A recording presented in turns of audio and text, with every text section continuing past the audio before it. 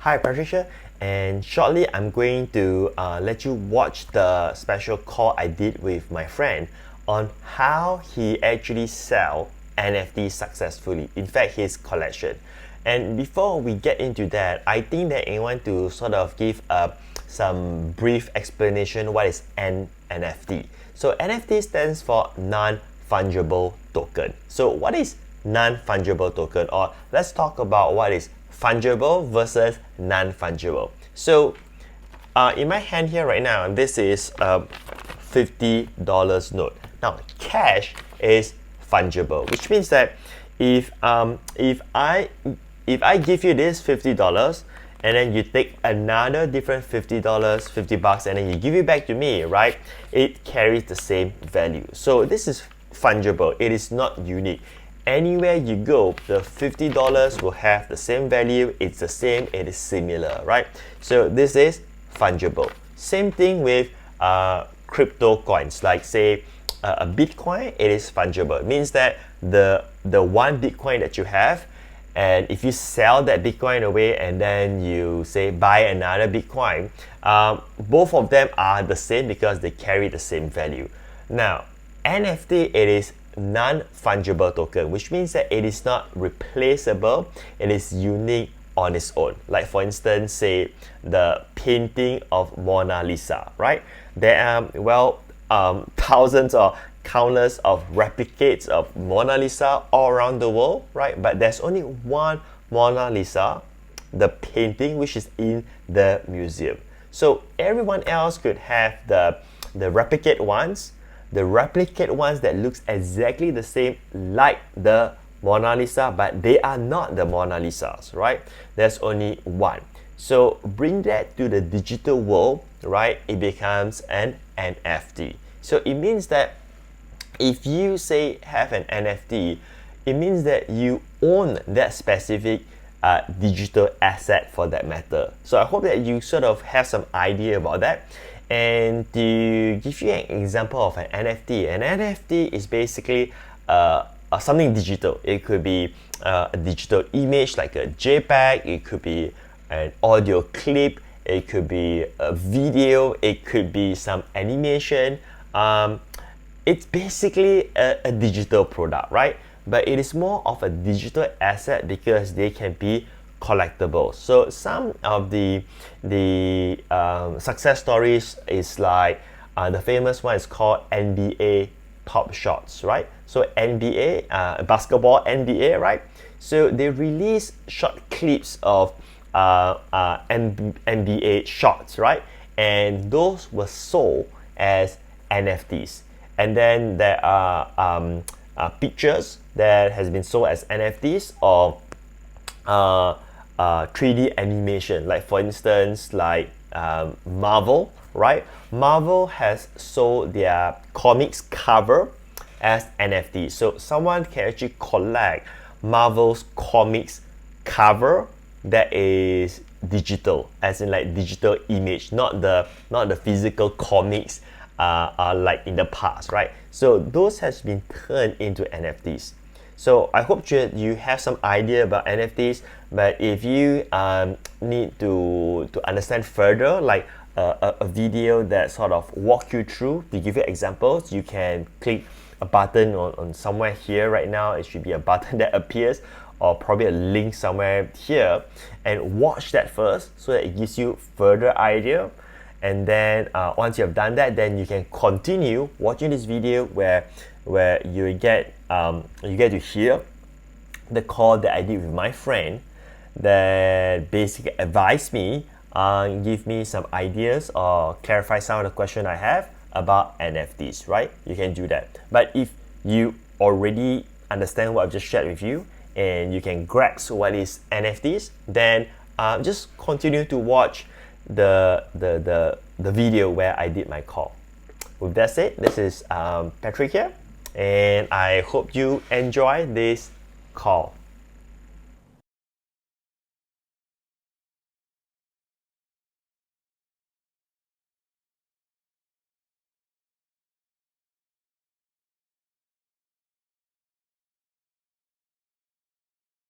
there's a new digital asset and it's called NFT. And this is how I'm going to reward my loyal readers in the future. It's no joke that someone paid $1.3 million for a picture of a rock that you're seeing in this video here right now. It's the same image that you can right-click Save As into your computer. And this is VFriends, another NFT project. Now look at this brilliant barb fish. It looks like this. This is now selling for $37,962.63. And how about Poison Park? How does it look like? Well, let's expand the picture here. It looks like this. And this one goes for $82,999.90 for an image. But they are NFTs. Well, even Visa, the credit card company, had already started to collect this new age of digital asset called NFT. It has bought an NFT for $150,000. Just for your general knowledge, this is the NFT bot, which is a pixel image called CryptoPunk.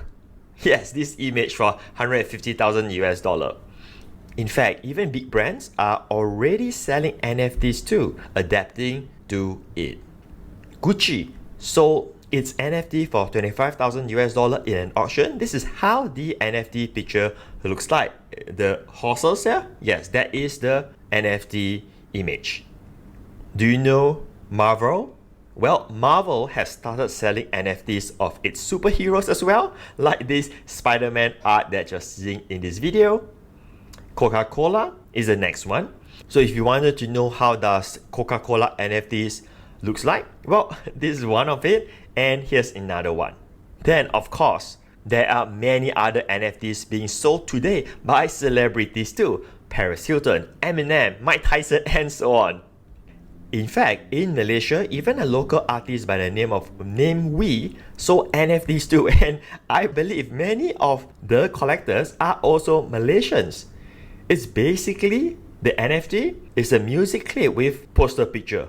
Looks like this. There are two different designs. Each NFT was sold for an average of 1.4 ETH, stands for Ethereum cryptocurrency, which is about 2,000 US dollar. Which means the NFT phenomenon, it's now all around the world, including Asian countries. So NFT is a new transferable digital asset. In this video, I'm going to share with you what it is, why people are buying to collect, and what to look for. So, why people are buying and collecting NFTs today? Well, I bought several too. This is the latest one when I did this video. It cost me just about 1,000 US dollar for this picture. It's a picture of these African siblings where if you want, you can download this image for free as well. But I'm willing to pay 1,000 US dollar for it. Willing to pay because I'm buying the NFT. So before answering to you why people are spending money on NFTs, let me explain what's NFT, which stands for non-fungible token. Non-fungible would mean there is only one in the whole world. It is unique. So allow me to give you some examples. Cash is fungible. If you have, say, $100, you can trade it for another $100. Both holds the exact same value. If you give me your $100 and I give you my $100, right? You have lost nothing because it's the same value. It is fungible. So Bitcoin is fungible too. Yes, Bitcoin is fungible as well. If you send me a Bitcoin and I send you back a Bitcoin, both of these Bitcoins are the same. They both carry the same value. It is not unique. Bitcoin is not unique. Remember, non-fungible is unique. So what is an example of something that is fungible? The real Mona Lisa painting, the one in the museum, is non-fungible. Because there's only one Mona Lisa in the whole world. It cannot be replaced. There's only one. And here's a very good article from Forbes to explain further how is an NFT different from cryptocurrency. So I'm just going to do some quick reading here. NFT stands for non-fungible token. It is generally built using the same kind of programming as cryptocurrency like Bitcoin or Ethereum, but that's where the similarity ends. Physical money and cryptocurrencies are fungible, like what I've shared with you earlier, meaning that they can be traded or exchanged for one another. They are also equal in value. $1 is always worth another dollar. One Bitcoin is always equal to another Bitcoin. Crypto's fungibility makes it a trusted means of conducting transactions on the blockchain. NFTs are different. Each has digital signature that makes it impossible for NFTs to be exchanged for or equal to one another. Hence, it is non-fungible. So, NFT is a form of digital assets. It can be anything digital, an image, a video clip, a music song, and so on. They are also non-fungible. They are unique, unlike cash or cryptocurrency. And the most common ones for now are digital arts.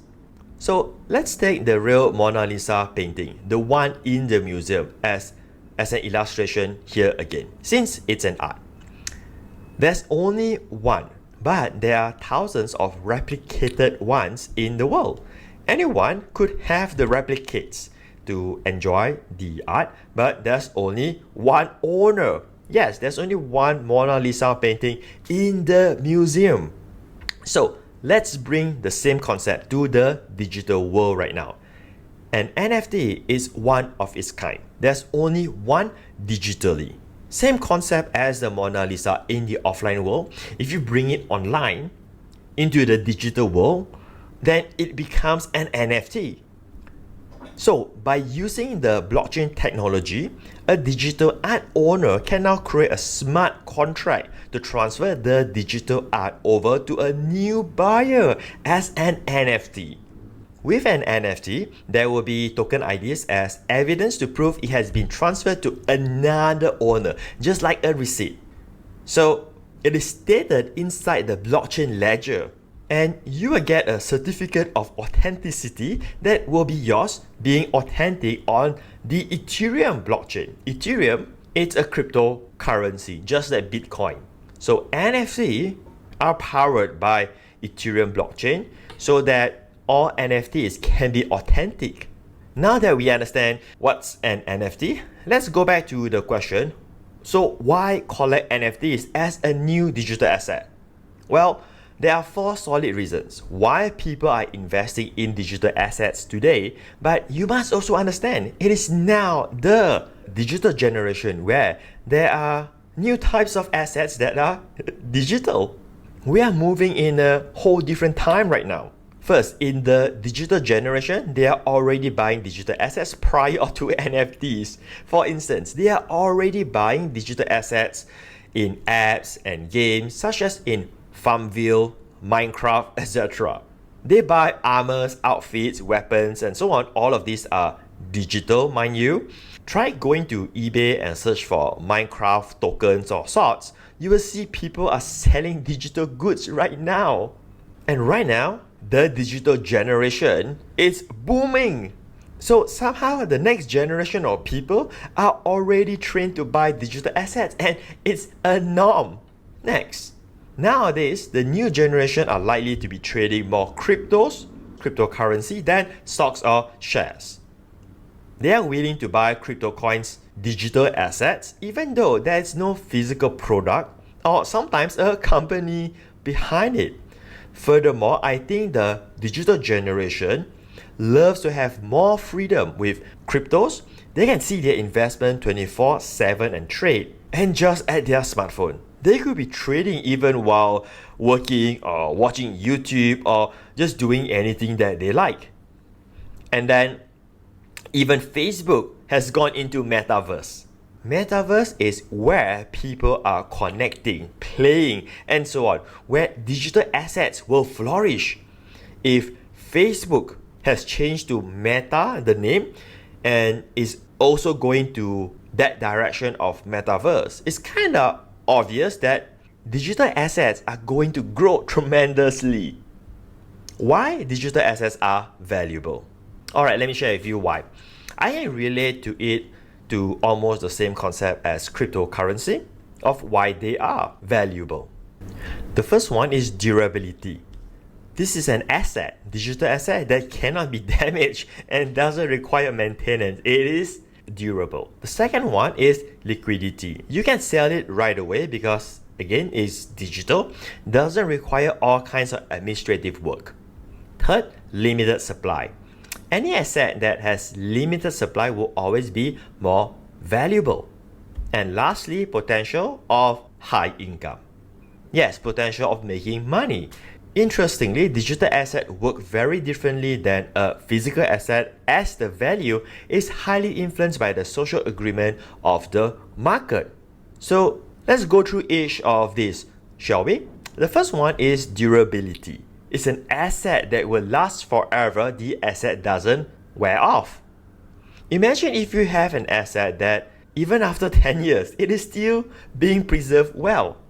It's not like a house that if you don't look after it for 10 years, imagine what is going to happen. I can't imagine that, and I wouldn't want to manage a house that is 10 years old that has not been under any maintenance. Next, liquidity. As digital asset, it's easy to convert to cash. Especially with digital asset, there are marketplaces available to immediately sell them.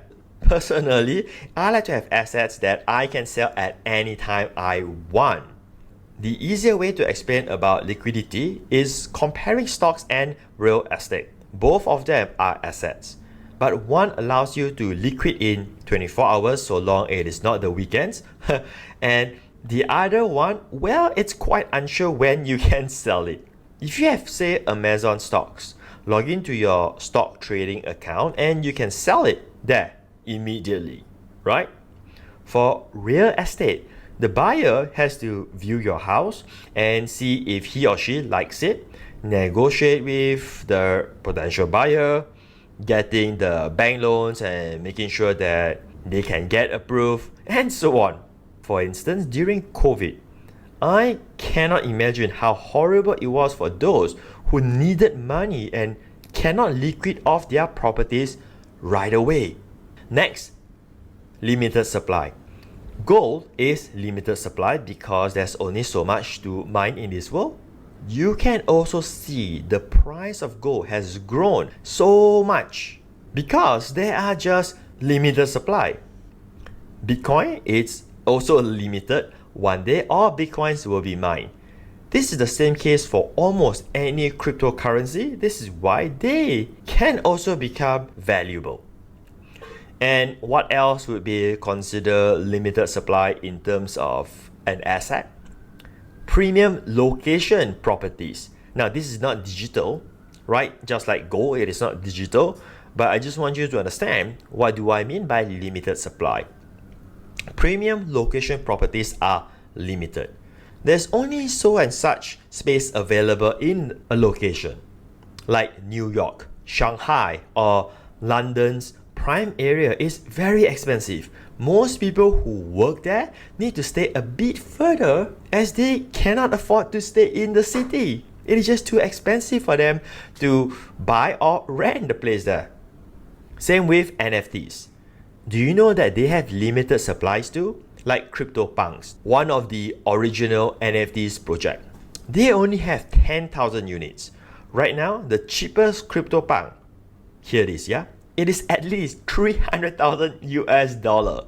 So if you are buying from quality NFT sellers and founders, there are just limited units available.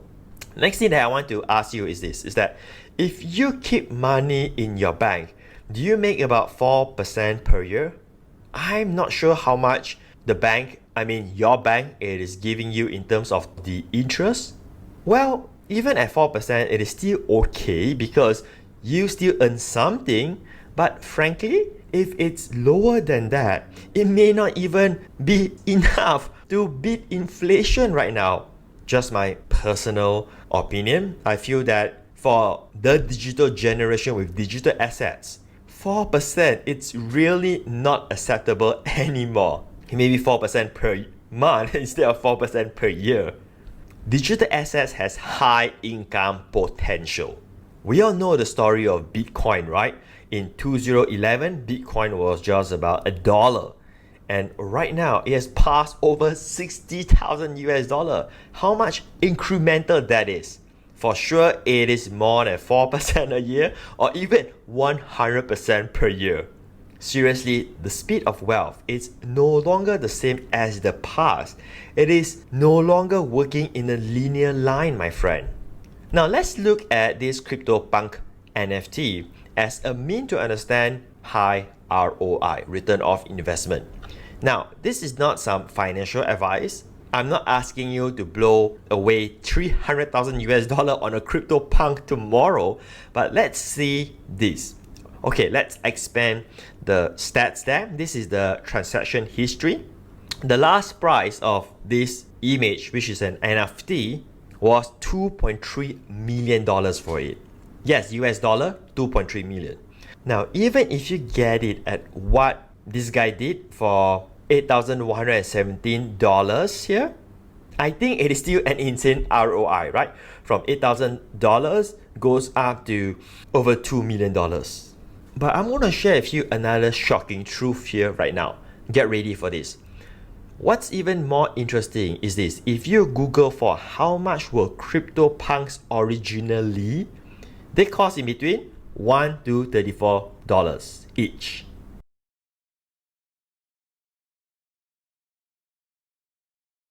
Hey everybody, so as I was sharing with you about NFT, what is happening is that I managed to get a good friend of mine here right now to basically teach me, advise me, give me some ideas about how to go around with NFT.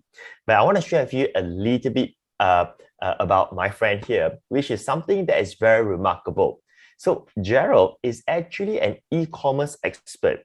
And in fact, if I have questions about, hey, how do you do this e-commerce style, like, dropship, Shopify, and ads and so on, I'll probably call him up, because I know him as the go-to expert. And he is someone who is always very generous with sharing. That is the privilege that I have. And I'm honored to have that privilege, right?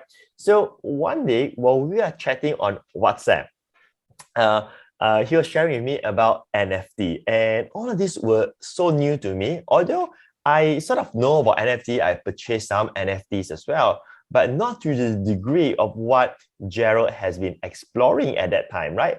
So we were chatting here and there and things like that. So he's doing his stuff, I'm doing my stuff, and as time goes by, right, he has been going leaps and bounds in the sense that learning about NFT, how to do it. And the most interesting part, he's not just learning, but he's actually doing it. He was actually building it. He was actually buying, selling, and all those things that's happening about NFTs. And the next thing I know that he has even launched a project, an NFT project, successfully, right? And the thing is this, is that, real experts are those who you do not know that they are experts. That is called the real experts. You know what I mean? It's like they are not like out there shouting and flashing and saying, I'm doing this, and he is not that. So it takes some effort to actually convince Gerald, say, hey, you know what? Can you actually help me to give me some advice and basically walk me through how to do this? So when I'm doing this video, this special call here right now, I want you to know that it is constructed in a way like I'm actually asking him like the advice that I would want to know in order for me to do it successfully. Because, hey, what is better than asking someone who has already done it before and not just based on theories for that aspect? So this is a very unique session that you are getting here right now. Is because, like I said, it is like you're hearing from a consultant for that matter, because Gerald, I would say, he's going to be my go-to person. In fact, he is the person who gives me advice when I do not know about NFT right now. So, hey, Gerald, good to have you here with us right now. Can you hear me? Yes. Hey, Patrick. Hey, everyone. Fantastic. Now, I would really want to know, right? how did you actually got started with NFT in the first place? Because I always know you as an e-commerce expert, which is something that you've been doing for many years, right? And now you have explored a new territory, so to speak. Okay, well, to cut long story short, right?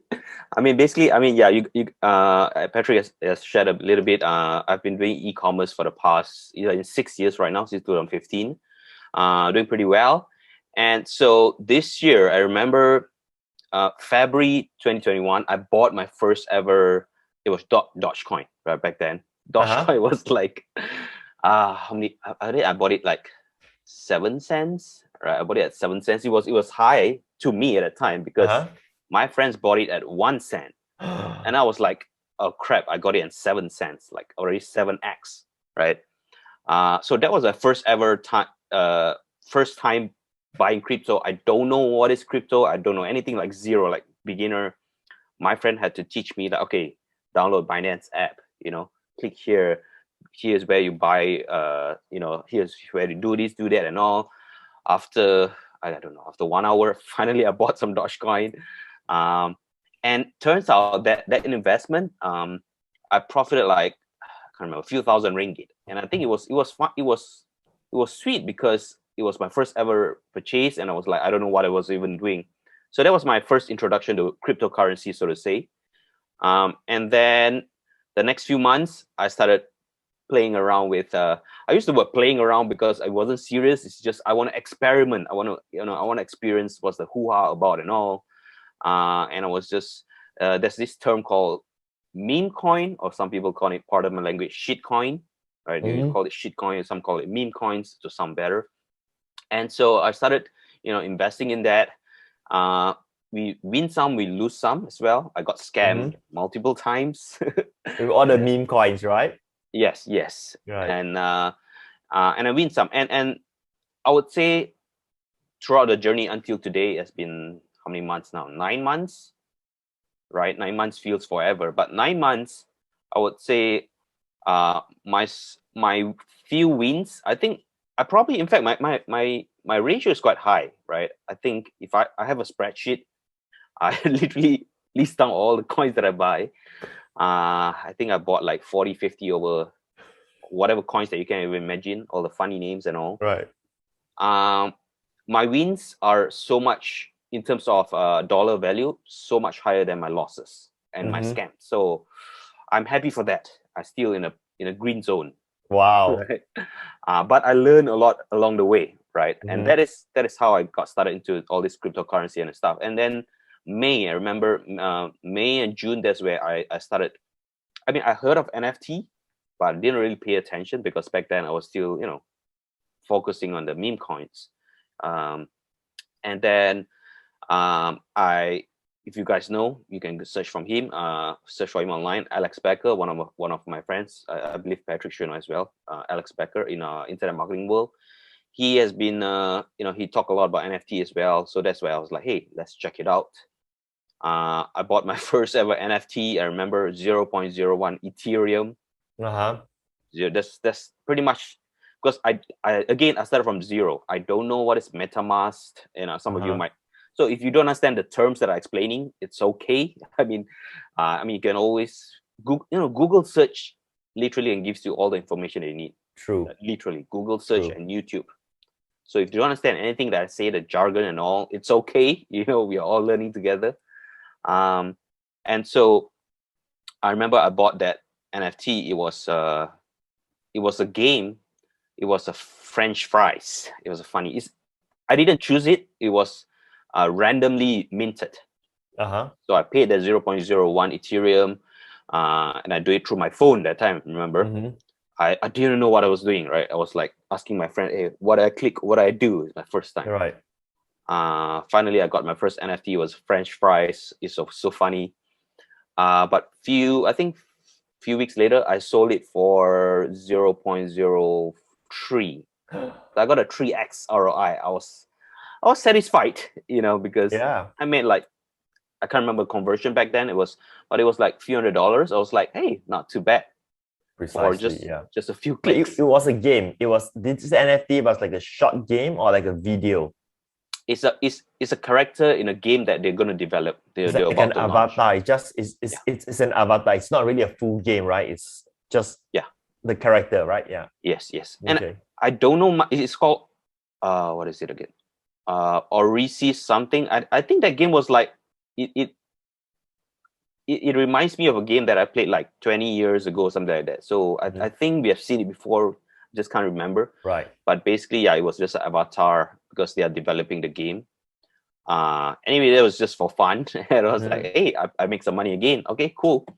And I started buying more, Right. and learning more about it. And I think one of the reasons that that has helped me to, I would say, achieve a small success in the NFT space, it's surrounding yourself with like-minded people, surrounding yourself with people who who have, what I say, good information. I'll put it Right. this way.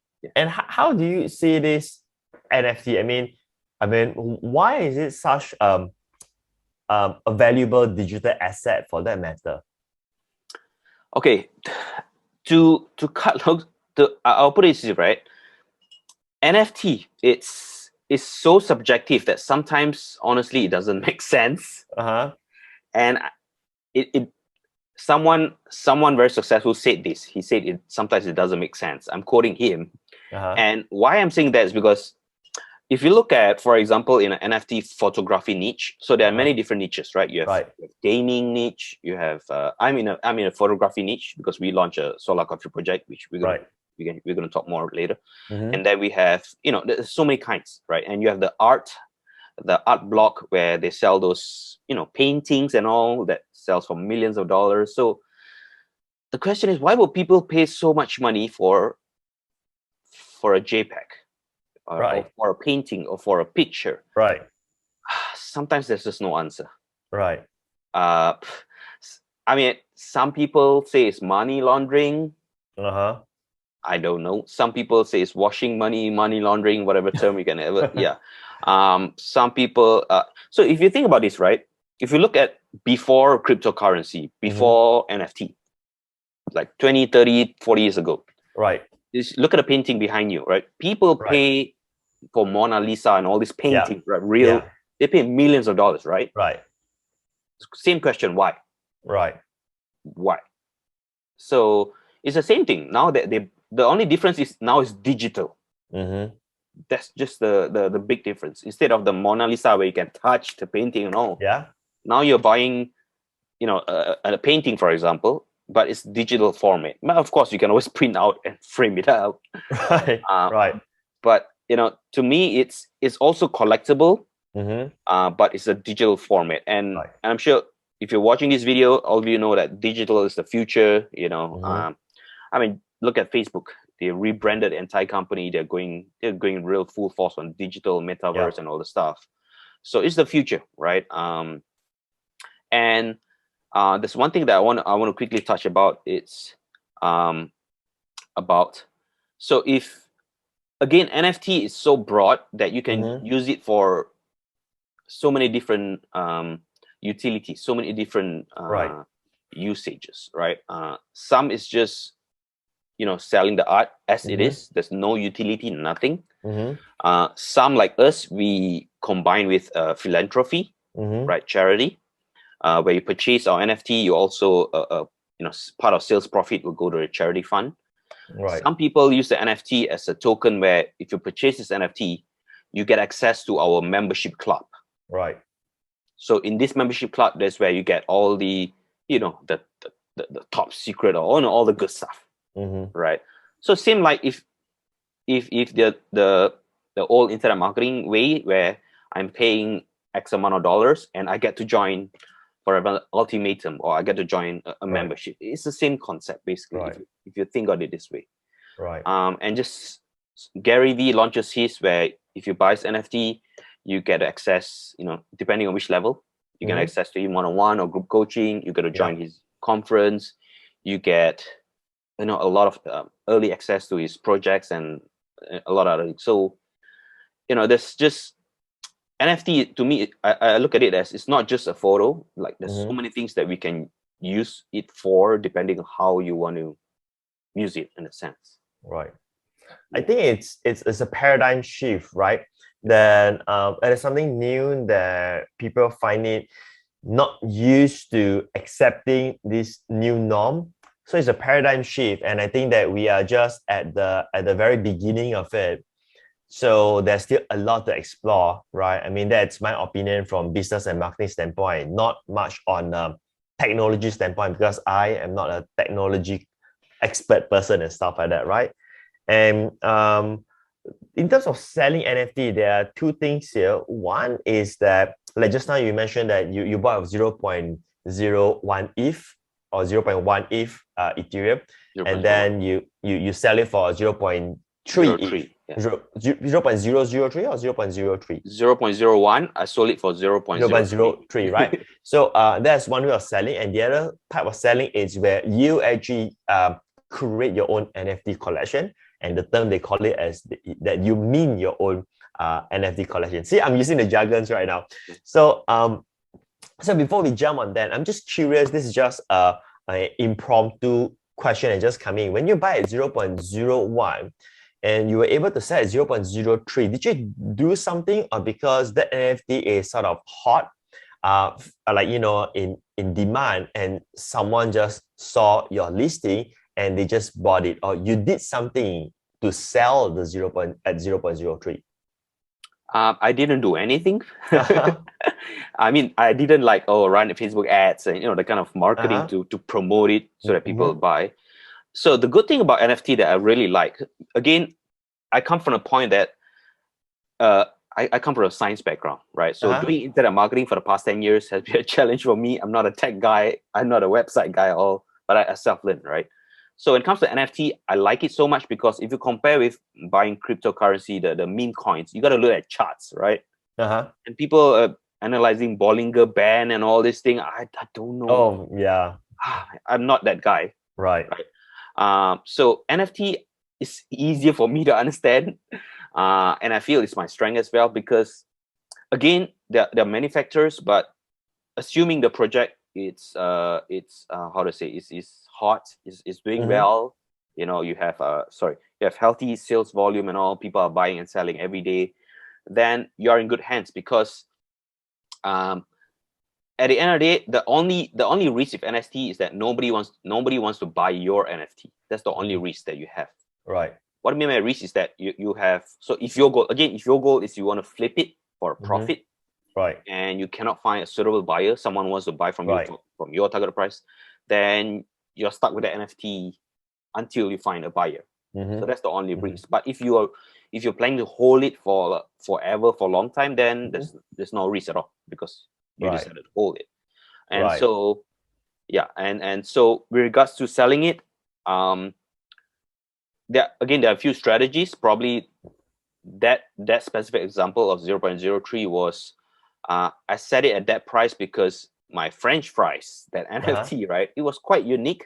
Not too bad. Out of 10,000 NFTs in the project, it was ranked like 200 plus, 256 or something. Not pretty good. Rank is what term? What's the term? What do you mean by rank? Okay, so from the project creator standpoint, right? When you create a project, when you launch a project, there are 10,000 different characters, 10,000 different NFTs, right? So they have this ranking system. So the higher the ranking of your character, right, the higher the value it is, the higher price that you can sell it. All right. The more rare it is. Yeah. Here's a random fun question, right? How much do you think was the latest price of that 0.03 French fries NFT right now? I don't know. I can check now. But again, a lot of projects that I sold back then already, whether I sell or at a loss or profit, most of them are profit. Right. Most of them are dead, unfortunately. Not most, I mean, a few of them are dead. Right. I don't follow up. I sell, I forget about it, forget. I move on. But it could be possible that this 0.03 could be sold for maybe one Ethereum, I mean, is this something possible that can happen Yes. in this NFT game? Yes, can. Right. So Mhm. yeah, sorry, go ahead. If the project kicks off, I mean, that could happen, right? Like for 0.03, the guy will buy for 0.03, and now it's sold for 1.3 or 1 or something like that. Yes, possible. So Right. again, depends on your strategy. Right now, again, depends on the project, but one of my favorite strategy is quick flips, quick money, right? I'm not Right. suggesting like get rich quick scheme, and it's not that stuff. Just Right. like I look at it as, hey, if I can buy something now, I sell it and I profit $1,000 today, 4,000 ringgit. Click a few buttons today. That's pretty good money, right? Yeah. And Definitely. I'm happy with that. I don't need 4 million ringgit to be happy, right? Right. And so some projects I will buy and sell fast. I see the opportunity. I was like, okay, I'm happy with this price. I'm gonna sell, and that's it, you know. But some project I really hold. I'm not sure if you know Tom Bilyeu. Yes. Gary V, you know, that level. He built Impact Theory $1 billion. So last month I invested 3 ETH to join Tom Bilyeu's project. Most expensive level, 3 ETH. Very expensive. It's 10,000 US dollars. Right. It's the craziest $10,000 I've ever But spent you use online. 3 ETH, technically you buy an NFT. Correct. By Tom. Yeah. Okay. He has 3 levels. I decided to go the highest one, the most expensive, and you know, crazy thing about this, I know it's a bit sidetracked. You know, when I go shopping today, I see this 100 ringgit. I was like, wow, so expensive. Right. And then I go online, I buy things 3 ETH, like 3 clicks. Right. It's crazy. But anyway, so like project like Tom, I will hold for many, many years. And one reason, because you know, I like him. I can see his 5 years roadmap and all the stuff. But also one thing I regretted, I didn't purchase VFriends, because when they launched in May, it was like, I can't remember, 1 ETH. One ETH. Yeah. I know there's more expensive also, right? But it started like the bottom price was 1 ETH, if I'm not mistaken. I remember. I wanted to, but I don't know, and I didn't buy. Me too. I didn't buy because my mentality is that, you know, if I buy a 1 ETH and then I'm gonna sell for like 1.3 ETH, what's the point? I don't need to make just like $1,000 or few $100. I don't want to go through the hassle to set up MetaMask wallet. I just don't see that how 1 ETH could jump to 10 ETH and some even jump to the 20 ETH. And by the way, for those of you who are listening, ETH stands for Ethereum. And depending on when you're watching this, but when I'm doing this call with Gerald, 1 ETH, it's about 4,000 over US dollar. So when we're talking about 1 ETH here at that time, it was 1 ETH, and I didn't buy because I was thinking, hey, if it goes to 1.3 or 1.5, even 2 ETH, you know, I don't really, you know, want to go through that process to just make a few $100s. But holy cow, it goes up to like 10 ETH at the bare minimum, you know. The highest is 200,000 US dollar. That was of course, that one when you go in wasn't at 1 ETH, but still it's 6 figure. It's crazy. I saw one guy, he tweeted, he thanked Gary V. He said, I bought it at 3 ETH back in May. Today, I think it was August. He said that NFT is worth more than 100 Ethereum. In how many months? June, July, August, 4 months.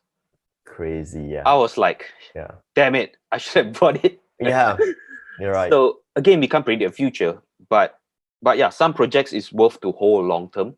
Yeah, I think there's an advantage in let's say if there's a famous author, speaker, creator, or influencer who launch NFTs and they are reputable, you know, like what you did with Tom, that you can get at, because Tom is a speaker as well. I believe he's like a keynote speaker and he's an influencer and so on. So it's good because, you know, if these are long-term fellas, right, then you never know, like 1 ETH become 10 ETH and so on, right? I get it. I totally understand where you're coming from. I mean, the example of the French fries this one, I totally get it. The what's the word? The contradicting factors, in a sense. I'm not saying that French fries is bad. I'm not saying that, but that project could have died. Whereas this is something that you will hold because, you know, it's by a public figure in that sense, right? And I mean, personally, I feel like, if I'm an author, if I build my brand for the past 20 years, I wouldn't like do something and then lose all the reputation for just trying to make $1 million, right? So it's not logical. The only logical process is just going up and building it even bigger, like what Gary Vee has done. Yeah. So I just want to add in here, right? So for those of you watching, very, very important advice is that when you buy an NFT, understand who is the owner, who Right. created it. Understand, probably if understand the team behind it, understand the creator, and also the what you're getting in return, so to say. Is Right. there like a utility, or is there what is the roadmap? A few months down the road, a few years, that kind of stuff. I think these are a few things that it would be good if you do extra research to just understand more about this, so that when you buy, at least you appreciate it as a customer, as a consumer point of view. Right. At least you understand it and you appreciate it. And because here's the thing that you need to understand: the price of NFTs fluctuates. You go up, you go down like a roller coaster sometimes. Right. Most of the times, not sometimes, most of the times, all right. So here's the crazy part. I never understand today. I've seen people, for example, just so simple mathematical calculation. That person buy at 1 ETH, right? Few hours or few days or few weeks later, he sell at a loss. Yeah, I saw that as well. I don't get it. Yeah. So the only reason I can think of is that person is desperate for money. It's like, I need that whatever 0.1, or I need that to buy whatever, or to cash or whatever. That's the only thing I can think of. Why would that person sell at a huge loss? Yeah. So that's why it's important that if you invest, or you invest in NFT, you buy an NFT from a specific project, when you know like who's the author, when you know who's the creator and all, that gives you a peace of mind. You know that, hey, for example, Patric, you know that Patric is someone who is reputable, he's trustworthy, he's been around for 20, 30 years. You know that he will do everything in his power to make this a success. So hold it, right? Don't just dump the price down for the sake of you just want that $10 or whatever, just because just because of panic selling. Right. So that's, I realize that panic selling, there's a big mentality issue and desperation, I guess, which leads to panic selling. Yeah. So let's change gear to the other type of selling, which is how someone can actually launch their own collection. I just want to use the word collection to differentiate our discussion. As in, when we sell NFT, it could be like you buy someone's NFT and then sell it, and then the other one is your own collection, right? So I understand that you have your own collection, and I'm very impressed with what you have done.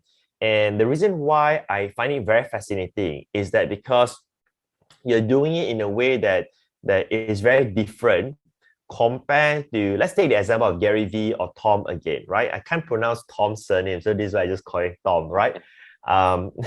So it's very unique because they use their existing influence, as in like they have their own millions of followers in that example.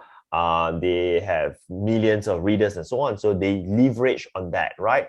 That you are doing in a way that it is unique because you are really doing it in that sense. So I find it very, very interesting. And of course, congratulations for not just one, and you even have series 2, right? And probably you can share with us, your other upcoming series or projects that you have at the end of today's session, because I may want to invest more again, right? So let's talk about that.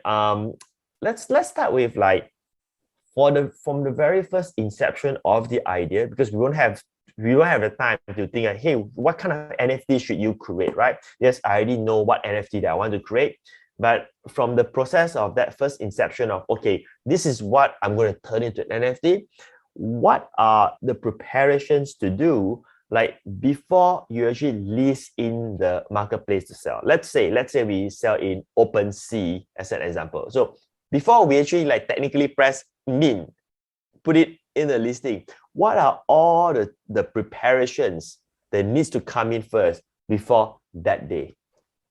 Okay, wow, great question.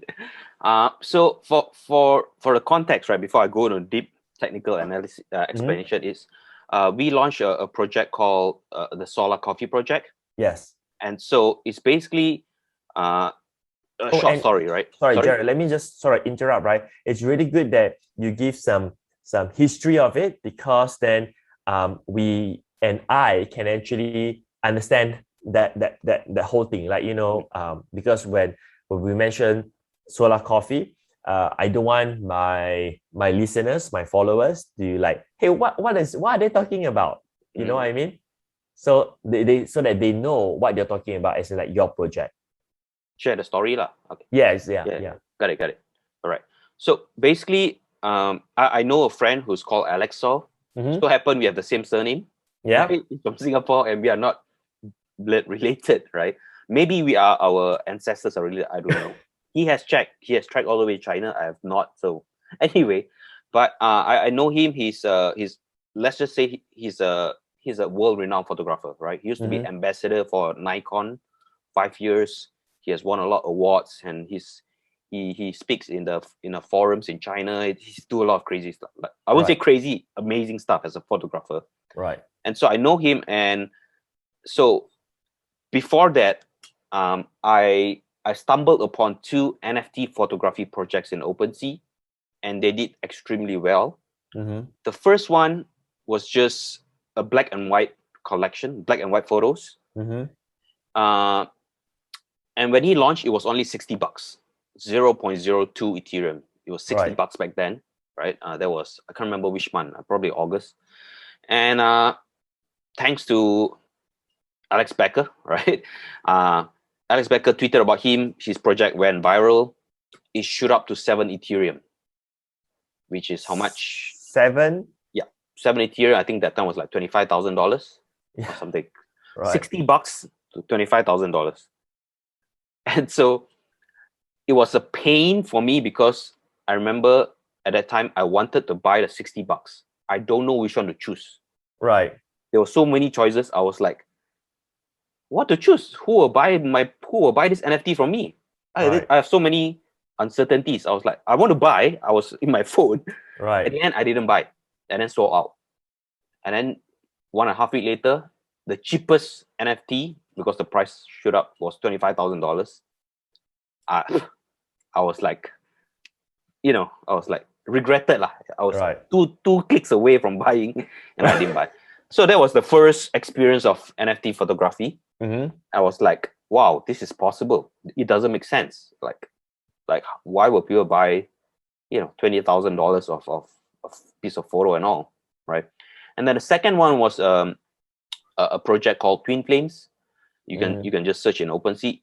It is still the number one, the top photography NFT project in this category. The cheapest is 200 Ethereum. Yep, the cheapest. When he launched 7 months ago, it was 0.5 Ethereum. It was $1,000 for one. Imagine you bought a few back then, and you sell it at 200 Ethereum. But basically, the cheapest right now is 200 Ethereum, 250 Ethereum. And he went to Christie's. So in the US, there's this auction house, Christie's Sotheby's. Right. Gary Vee went to Christie's as well. Yeah. He went to Christie's. He sold this collection for $1.1 million.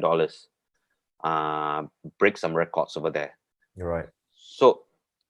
So NFTs, right, in general, has changed a lot of artists' life and photographers' life in this case. So when I saw Twin Flames and the black and white collection, I was like, wow, I didn't know photography, because I like photography. Remember 2012, we launched an ebook of photography. So I love photography, right? Right. And I was like, wow, this project really changed my mind on what is possible with photography. And I was like, hey, I have a friend, Alex So, right?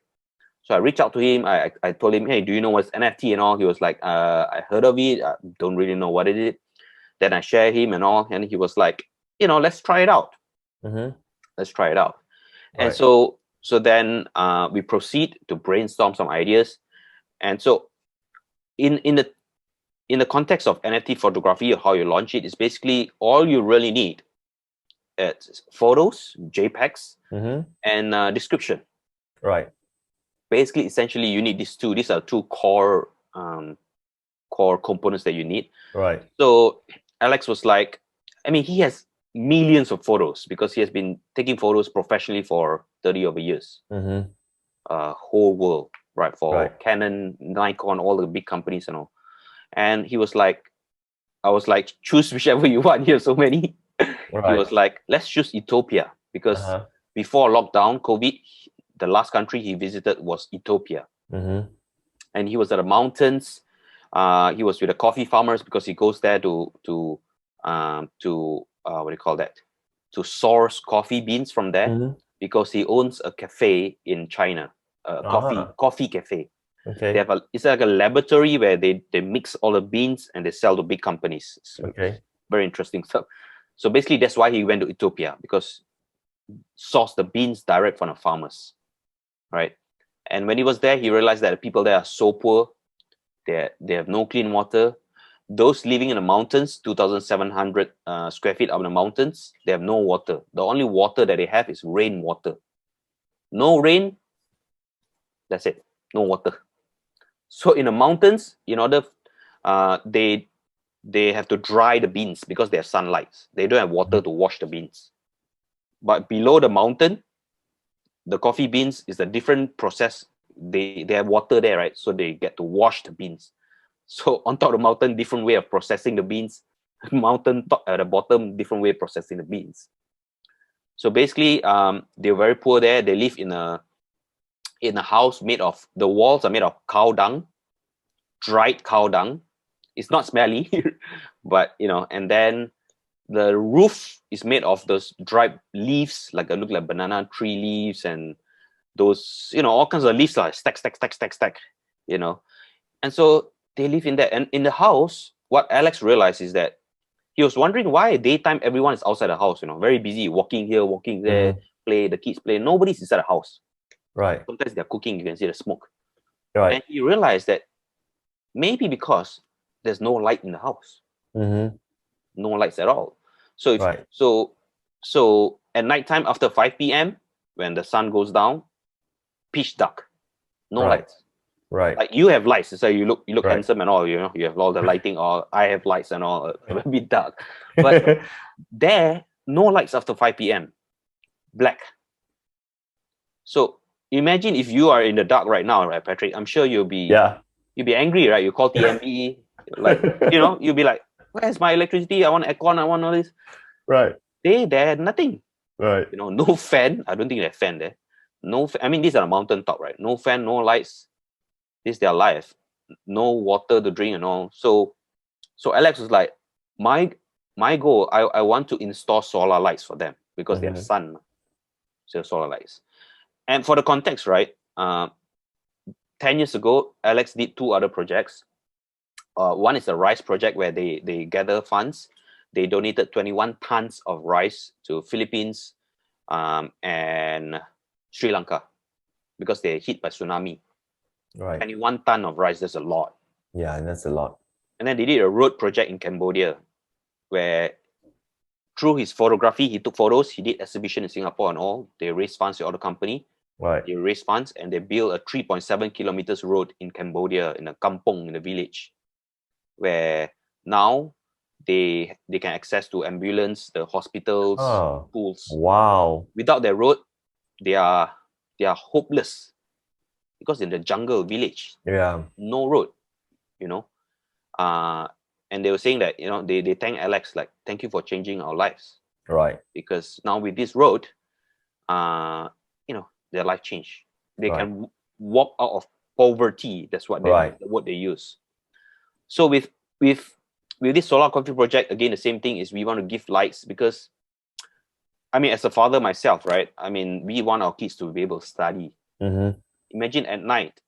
You just imagine Ethiopia now that they have lights. At night they can play, they can spend time family, they can read books, they can, life will change in some way or another. That's how I look at it.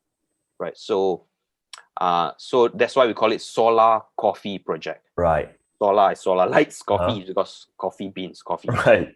So it's a funny name, but there's a reason behind it. And so we decided to launch 88 photos. Mm-hmm. It's a random number. Okay. Maybe Chinese fat 88. Right. Right. I chose the number. Right. Initially it was 50. Alex was like, should we launch more? I was like, 88 lah. Yeah. Fat lah. Right. Because Twin Flames has 100 photos. Right. The black and white has 50 photos. So NFT photography is not like the gaming where you have 10,000 characters and all this. Mm-hmm. It's a different niche. Understand. Right. And so long story short, when we launch this, again, we don't have much high expectation because at the end of the day, it's charity, right? And we want people to support because they really truly want to help in a charity, not just money. Oh, I want to flip my NFT, I want to make money. Right. Although yes, you can, right? In fact, one of our holders, he bought our NFT 0.3. 6 minutes later, he sold it for 1.5. 6 minutes. I saw the time. Right. I was like, oh wow, congrats. I mean, someone made money from our. But you do not know this person, right? It's most of the time we don't know unless that person put a name. Right. You put Patric Chan, I know it's Patric Chan. Right. You put some other random characters or what, I don't know who. And I'm just curious to know is that this is again an impromptu question from listening, paying attention to what you're saying. Like this person who buy a 0.3 ETH because that is the floor price, that is the listed price, and he sold for 1.5. I mean, the person who buy from him for 1.5, why do you think that this person bought it? Because there's 88. I mean, within that 6 minutes, right? I believe the 88 are still there. Like maybe not all of us sold out. Why would this person would spend 1.5 when he can buy other photos for 0.3 still? Okay, so at that time, all sold out already. 0.3 sold out. Okay, so let me quick backstory again. Right. It's crazy. It's still, I'm still in the living in a dream. So before our launch, because I know Snoop Dogg. If you guys know Snoop Dogg, right? In Twitter, his nickname is Cosmo di Medici. Okay. In a crypto NFT world, right? That's his nickname. Everyone knows Cosmo di Medici. That's Snoop Dogg. Okay. All right. I know Snoop Dogg was a big fan of the Twin Flames. You remember the 200 Ethereum, that crazy project?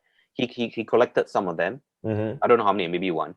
So I know he likes this style of NFT photography project. And so I was telling my wife, Amy, I was like, before the launch, I was like, I'm going to get Snoop Dogg to buy our NFT.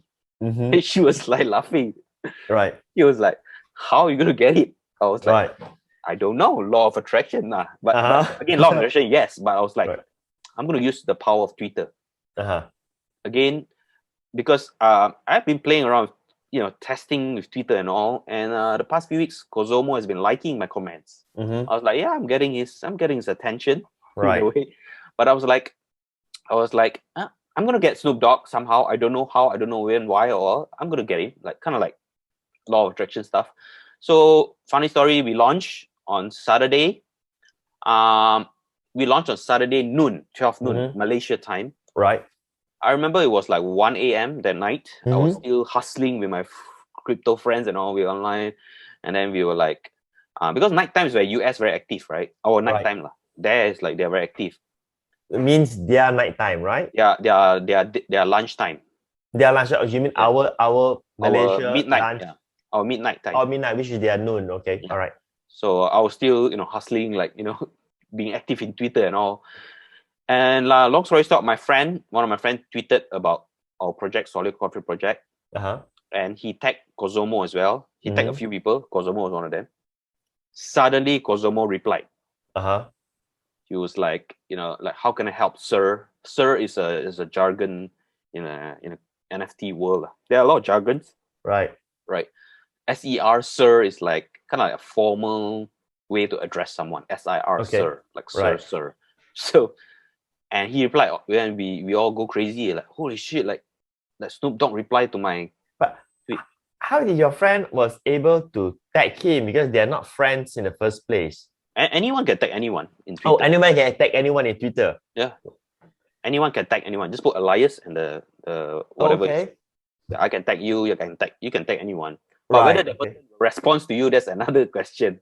Right. Whether that person will realize or not, because sometimes people like Snoop Dogg and all, they have hundreds and thousands of people commenting, tagging them and all Yeah. at Yeah. every minute. Right.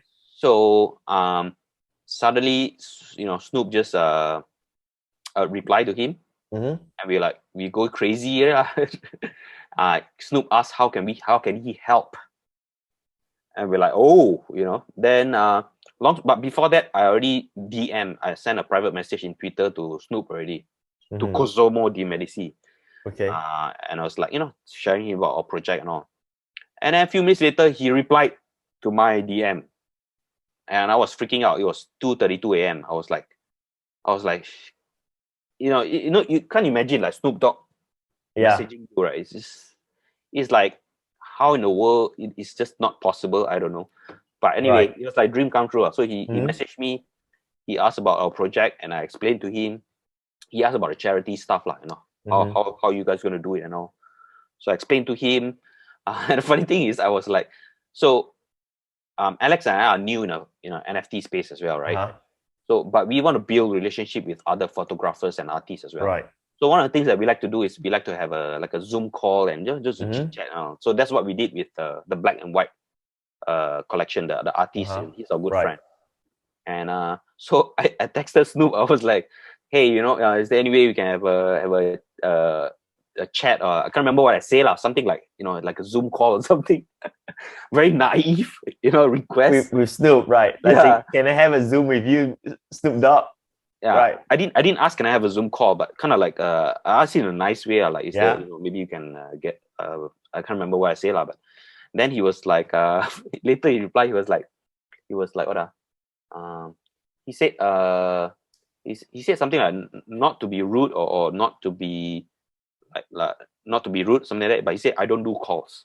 Right. He just said that, he said, I don't do calls, we all respect, Totally like, I don't understand. do calls. Yeah. So yeah, I said, yeah, I totally understand. And then after he say he will support lah. Right.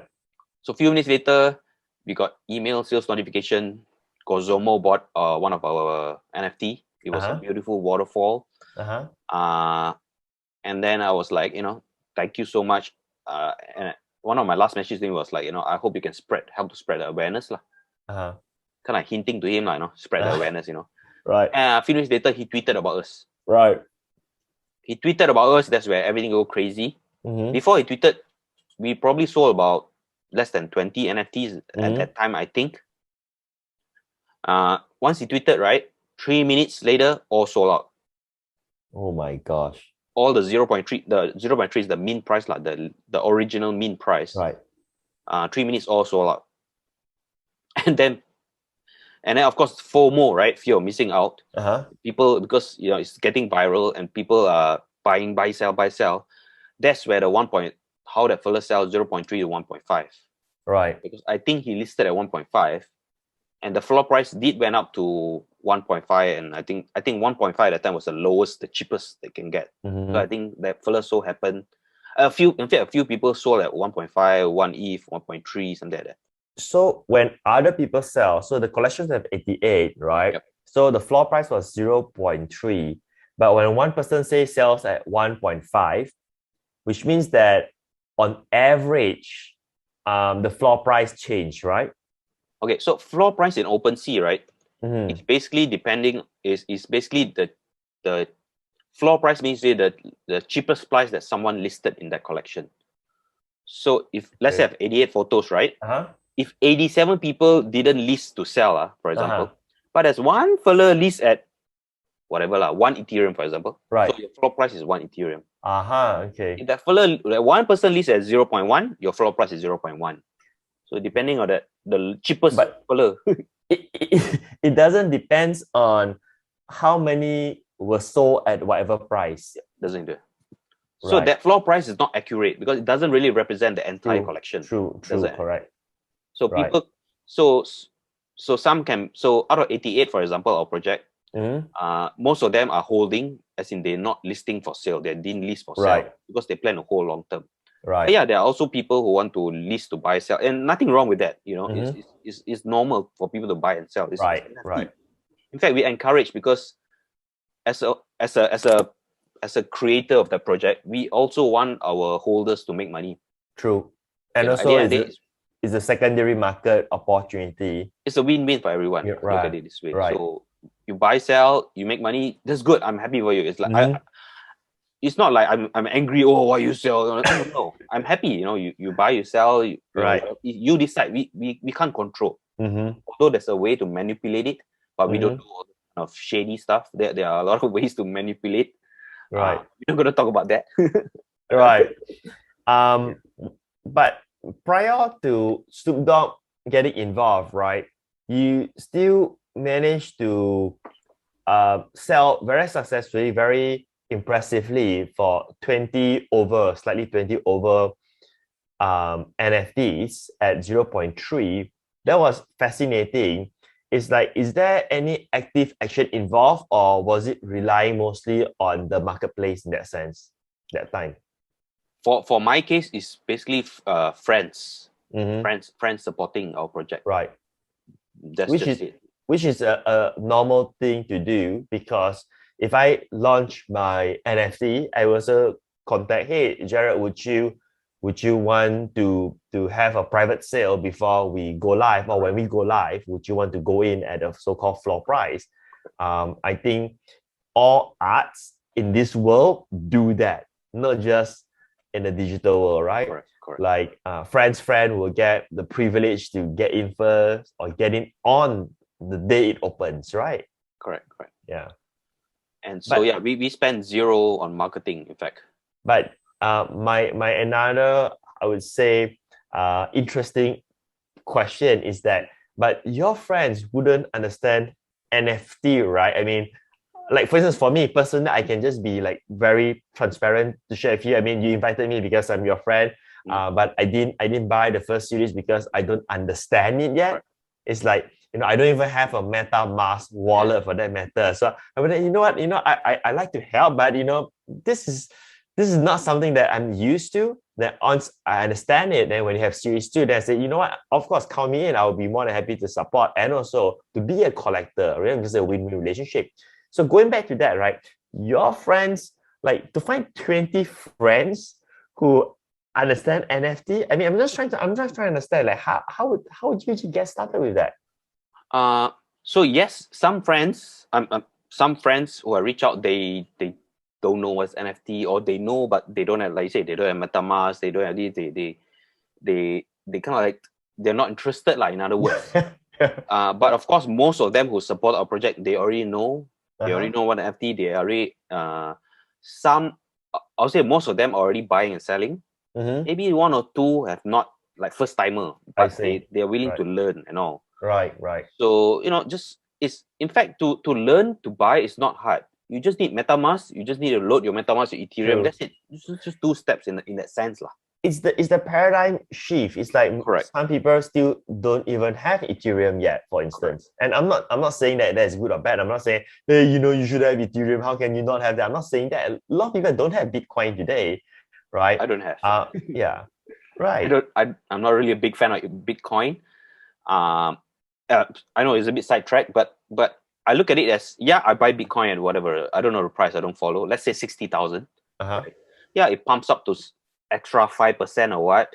Hooray! But 5% doesn't keep me excited. Yeah. Because I can use that same amount of money and I can invest in other coins or other projects, and I can get 50x, 5x and all. That is what make me excited. Yeah. Like 5% gain, nah. Yeah, I see where I agree with you, because I mean, it has passed it's so-called prime. But I'm not saying that it's not a good thing. I mean, it depends on what, I mean, we're very sidetracked right now. It depends on your investment portfolio in that sense. If you want to have something that is very stable, that's a whole different thing. But then again, what is stability? It's not stable. There's no such stability in this crypto world anymore, because it's the market sentiment. It's the market that decide where's the price is in terms of this. I mean, I'm not a crypto guru, but I'm trying to say is that it's very different than the stock market. Like if we invest in Meta or Alibaba, it's controlled by that company, what kind of products they're launching, all this kind of stuff. But crypto is the market that sort of decide whether, hey, you know what, I think Bitcoin it's gonna go up. Or maybe, we're a little bit more panicking and then we're just gonna I don't know, yeah. So coming back to what we were discussing earlier, right? Yeah. So at the end, like you said, yeah, some of my friends they already know what is it, so it's easy for them. They're like, oh, okay, yeah, cool, I'll support, because Right. they understand it, they get it instantly. And some more is charity, helping the less fortunate. They Right. get it. It's nothing much to explain. Like, I just 2 seconds. They're like, okay, I'm in. But some I got to share more. Oh, what is NFT? Yeah. And all the potential and that. So yeah, there are all kinds of friends in that sense. Like, so at the end of the day, it's really, like you say, paradigm shift. It's your mindset. Do you want to learn? I look at this as I mean, different people look at this. Some look at this as gambling. Some look at investment. I look at this as kind of like a skill in a way, just like internet marketing.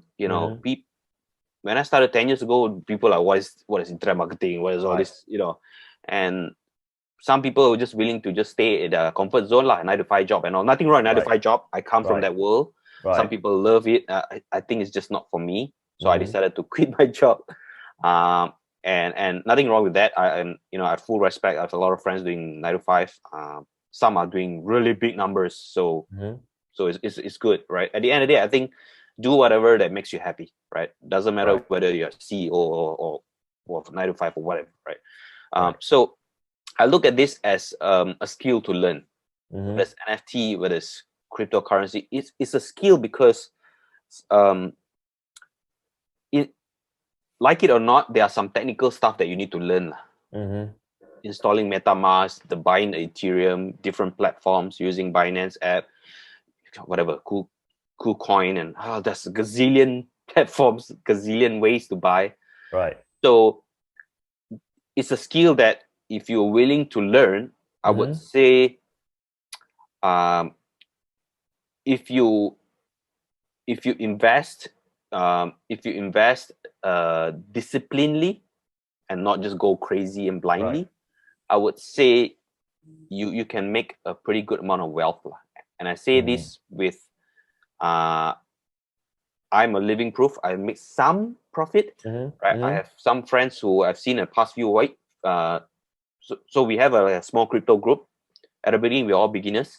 Some of them already make multiple six figures. Wow. But it all started, we were all blur when we started. But Right. now you can see some like, whoa, they make some really good gains. I mean, another group as well, those are all big whales. They make like 7-8 figures. Crypto and NFT. Crypto, mostly are cryptos, coins and all this. So if you're willing to learn, I would say there's a lot of money to be made. Let's put it this way. And you were saying that when you launched them, you got your friends and also organic, so-called, in our term called traffic, Correct. comes in from Snoop Dogg's viral and so on. So technically, what you need to do is that you need to have all the 88 photos with you, and then you need to have an OpenSea account, your MetaMask, and then you just upload them accordingly. I mean, I've tried that before. I've put out some listing in OpenSea as well, but we didn't really have any launch. So more or less, that's what you do technically. And do you need to like get to know people in Twitter first before you launch? Do you need to like build a list or any of those, or how does it work? I would say at the end, it depends on your goal of your project and all. But yes, in short, it's good that you build a list. No, I wouldn't say build a list in internet marketing world. Like, okay, so let me give you an example, right, of a typical 10,000 NFT project, a game. Right. A typical example, because this is pretty much very common in OpenSea. So what they will do is they have a Discord group, they have Twitter, a website, and they will they probably splash a lot of money on marketing, and they will grow their Discord group to 100,000 people, 200,000 people. All right. and create the hype so much that during launch day, because there are only 10,000 NFTs, but you have 200,000 people fighting for the 10,000. Right. That how crazy it is. So on that day, everyone, there's the term called gas war. Everyone is fighting to mint to buy on that launch date and time, and it sold out within few seconds or maybe 1-2 minutes. I've seen that happening, but at the back of my mind, I was just thinking, right, how do they actually fill in the Discord group? Because it is not like in our internet marketing world, we build this lead captured page, this landing page, and then get people to fill in their name and email. I mean, this is a Discord, right? I mean, how do they actually, yes, they are spending on marketing, but how do they actually do it? Like, are they like buying traffic from Facebook? I mean, how is it like? There are many ways, but I would say, so to get people to join Discord, it's just one link only. Just the invitation link. Right. So in fact, it's even easier than building a list. Building a list, I need to put a name or email, probably a few steps. So this, to get people to join my Discord, for example, you just need a link. That's it. People click one, and then click join, and then probably just agree to the rules that you can see everything in Discord. So, so typical marketing will be a very good example I can share with you will be giveaway in Twitter. They like to do it in Twitter. So for NFT, in context of NFT, Twitter and Discord is like, it's like a must. All the successful projects that you see today, they all have Twitter and Discord. Okay. 99.9999% have. Right. 99. But some artists do not have Discord lah. Right. Because artists, you just buy and sell OpenSea, that's it.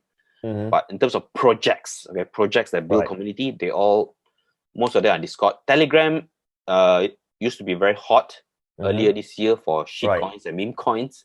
Now still, okay. But Discord has been kind of like the go-to platform for building communities.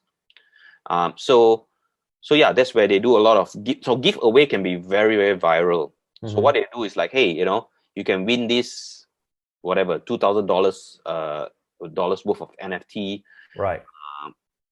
You just need to retweet and tag 3 friends, that kind of stuff, and follow our page, Twitter account.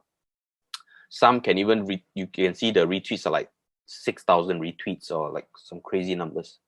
This will go viral very easily. So it's like I make a post on Twitter with the giveaway, then I run Twitter ads on it, like in the Facebook, in the boost concept, and target and let it go viral. So this giveaway will also have links to the Discord, right? Correct. Okay. So normally one of the rules is, okay, like our page, join Discord, and tag 3 friends, something like that, for example. Right. So different people do different things. Okay. Now, whether they run ads and boost that one, I'm not so sure behind the scenes what they do. Probably some they don't even need to, because the hype is so crazy. So of course, the number one rule is your NFT must be very, very nice lah. Right. The visual. If not nice, nobody want, right? And these folks who do this marketing and so on, right? I'm guessing that these are so-called big players, like they blow this thing up and so on, because that you got to be in the game, right? Because you got to understand all these jargons and things like that with NFTs. I mean, it's not like somebody say, you know what, I'm just gonna mint something and put it on OpenSea and I'm just gonna go ahead and run some ads. It's not gonna work that way. It should be like a team to actually run this whole show, right? Well, yes, most of them have teams, but when you say big players, I don't think so. A lot of projects that I see, especially gaming lah, maybe because of this niche, a lot of them are youngsters in the 20s. Right. Okay. And they make millions with just this simple launch. They make $20 million overnight. Crazy money. That's why some projects, they just disappear after make so much money. Right. Bye-bye, Bye-bye, right? Of course, some are legit lah. Some are they're continuing to build, but some. So with just like shitcoin in cryptocurrency, you also have there's no term of shit NFT lah, but basically there are also a lot of scams in NFT projects where people launch project for the sake of sold out. They create the hype, they sell out, and then that's it lah. Bye-bye. Right. There are some projects. I heard a lot of crazy stories. So okay, another way to make it go viral is in the Discord group. So one of the things that people will definitely want to get is we call it whitelist. So when you get whitelisted to join pre-sale or private sale, means you get to mint that NFT earlier than other people, public Right. sale, right? Right. So number one, normally there's no guest war. You don't need to fight with all the other people. And number two, sometimes you get to buy at a cheaper price. Right. So everyone wants that white list. Everyone wants to get the white list. So one of the strategy is you can put a Discord that to be whitelisted, you need to invite 3 friends. You need to invite 10 friends, for example. Right. So then if I like the project, I was like, hey, I want to get whitelisted, right? So then I need to go and invite people. So that's how I get. So that's how they grow it And viral. technically, how do they get whitelisted? I mean, there's going to be 1,000 of people who are doing that. So the moderator will need to like manually see, okay, John actually tagged 3 of their friends, and then I'm going to add John into like another Discord group. I mean, that's what they do through that label. Or how? So there are different ways to do it. I don't know in very, very specific the technical side, but basically in Discord, there are a few settings that you can do.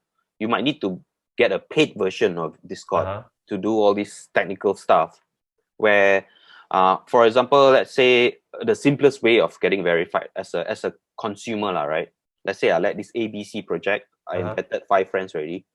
I can go to Discord there, one of the channel. I can just type exclamation mark invites. No, sorry, dash invites. So then the bot will show, oh, Gerald, you have invited 5 friends, for example. Okay. So great, I qualify already. So some projects, the team have to manually add you in. Some projects is kind of like I don't know how they do it lah, technically wise, but it's kind of like there's a non-human, like a robot to do it for you. Right, there's a bot to actually run this thing. We'll probably have I to never Google. use it, so I'm not so sure, but I know there's a way. We'll probably have to Google it out or YouTube it out. Probably it's all there. Yeah. And how do you manage a Discord group that has so much volume, in a sense that I'm just trying to think, because I've been to all this Discord group, Discord group where the messages keep on coming in and then it will just push away all the messages. It's like it's impossible. Like if I go inside there, I'm gonna miss whatever in the past. It's like it's impossible for me to browse through the past. It just keep on coming in, right? So there are 2 things here. One, as a user or as a prospect, as a potential buyer, right? Me joining the Discord, I will basically miss the message. And then the second question, as an admin who posts all the promotional stuff, it will also disappear like really, really fast. Yep. So from the admin side would be, I think, again, there are so many ways to manage the Discord, depending on how they like the different project. You will see different layout, different way of managing the community. But I see some good ones, right? That's very well managed. They have many different sections in a Discord, right? Some is just for general chat. Some is for support. Some is for this, some is for that. So it's very organized in that sense. And then announcement, that's where, so comes back to consumer side. For me, where if I go some project and that, like you say, too many messages because there's just too many people inside. Right. For me, because I have like 30 over Discord channels, too many. I have no time to check everything. Right. I will normally go to announcement section to see if there's any latest announcement. Okay. And I'll go FAQ because that's where sometimes they upload important information there as well. And official links. Right. Official links tab, so that there you can get the correct link from that project. Because another big scam issue, a lot of people, there are a lot of scams, even in Discord. People click the wrong link, go to the fake website, the MetaMask money all gone. So a lot of horror stories, Right. So be careful on that. So that's why I always only get links from the main project, the official links section. Okay. All the DM, all those most of them are scams. A lot of people, 2 of my friends, personal friends, got it already. And these friends are smart people, not like just some blah blah 16-year-old boy. These are very smart CEO, and they also gonna they also got into the scam, right? They also accidentally click a wrong link, by scammers, connect to your MetaMask. That's it. You go on. Okay. And so for me, is I look at these few things, in the Discord channel as a user, as a consumer. Right. Okay. Yeah, basically that's my Right. Okay. So I think that sort of explained that in terms of the Discord and building community. Now, what if you start building a lot of your leads, right? Whether you're doing organic way or spending ads and so on, but would your leads be poached by other people because it's beyond your control to moderate it anymore? When you mean approach, like how do you As in, define? like, okay, so for instance, right, there are other people who are launching NFTs, but they aren't spending. They go to your Discord and start posting their stuff to get your people in your Discord to join their Discord, and they're doing it at your expenses. Oh, so all these people who post links at the wrong place and they're not allowed, they'll be banned. But because you have so many people in the Discord, right, you won't be able to administrate it anymore, right? Because every few minutes, one fella will just come in and post another link. So a classic example is that you're running Facebook ads. Let's say you're spending, say, 100,000 a month running Facebook ad, and you're doing that really massive traffic, right? And there will be jokers who go to your Facebook ads and leave comments which are links to something else, right? Yep. They're just leeching on your paid traffic that you're spending 100K, because you're spending so much and you're getting so many comments. You won't have time to go inside and delete one by one. Correct. But in Discord, it's even harder to manage because you don't really get notifications anymore. And people will just go inside there and leave links, and all this kind of stuff. I mean, So yeah. I understand what you mean. So there's a feature where you can disable links. I see. Okay. So I have yet to use that feature, but I know because I experienced it before. Like sometimes I need to ask question, genuine question. I post links, and my comment got deleted, or sometimes I got warning. The suddenly DM come out. The bot warned me. Right. You got warning for posting links. Right. So there are a lot of things that you can set as the moderator. But I guess when we run yeah. our own Discord, right, we should just let them to chat whatever they want to chat, right? I mean, like, we should not have like a moderation, like, when you post, it has to be waited to be moderated and approved. We'll just let them approve whatever they type. Yep. Okay. So again, at the end, it depends on how you want to moderate your own. It's just like Facebook group, how you want to because at the end of the day, it's freedom of speech. Whatever say they can say, we can't control what people want to say.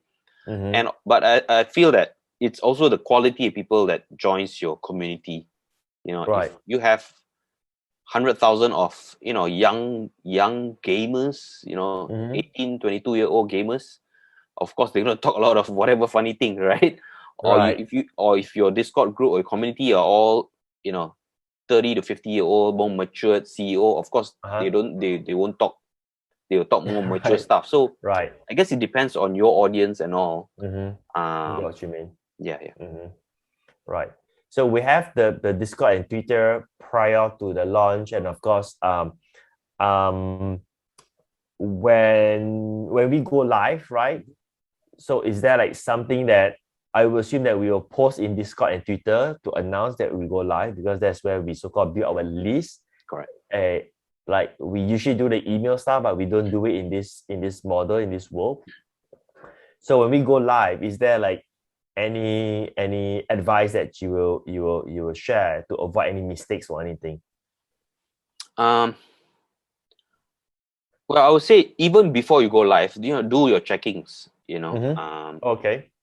Check in terms of your minting. And so for my case, because I realized, so in OpenSea you can see description, right? Most people don't. The description is copy paste on. Some even not. They didn't write one sentence all. But in our case, we spend time to write description for each and every NFTs. And the reason, because Alex saw, he's a photographer, right? And he's a still photographer. He like to take photo even in moving van. Right. A lot of photos you see in our collection, right? Right. are taken while the car is moving, you know. He's not Okay. standing there and take, you know. Uh-huh. Even if I stand and take, I might shake, right? It might be Right, blurred. right. His level is the car moving very fast. Ah. And you shoot, it's so clear. You see Ah. that, you see how professional he is. Right. The jeep is moving. All Mm-hmm. most of the photos that you see in a collection, the jeep is on the move and he's taking the photos. Right. So he says he's a still photographer. Still meaning still, the image is standing Right. still, but he captures motion and emotion in that photo. So when you look Okay. at the photo, you can feel the emotion of that human. Or I mean, you got to Uh-huh. see the photos to understand lah. It's Right. hard for me to explain. So when you Right. see the photo of the children or the lady, you can see the happiness or the sadness, or you can feel the Okay. emotions.